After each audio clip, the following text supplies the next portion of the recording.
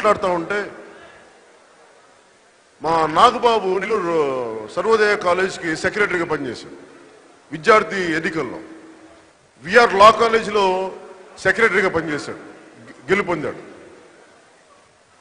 ఎందుకు విద్యార్థి ఎన్నికలు ఇబ్బందికరంగా అయినాయి అంటే it all depends on the state leadership.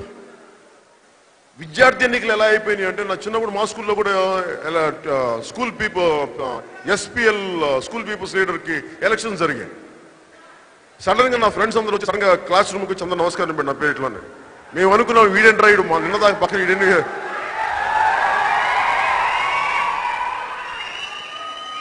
అంటే ఎంత వెట్టకరం ఉండేదంటే మాకు, వీడేంటి రాయుడు ఎమ్మెల్యే లాగా ఆనవాళ్ళలాగా మాట్లాడేటప్పుడు అనుకునేవాళ్ళం. అంటే రాజకీయ నాయకులు అంటే జనరల్గా విద్యార్థులకి వెటకారం ఉంటుంది. ఎందుకంటే మీరు చాలా ప్యూర్ ఫామ్లో ఉంటారు.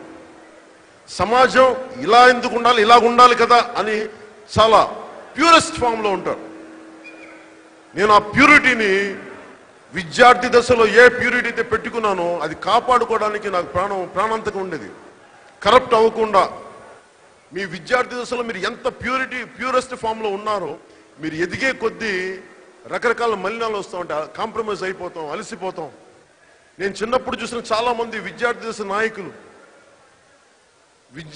నాయకులు ఈ రోజున కరప్ట్ అయిపోయారు చాలా మంది.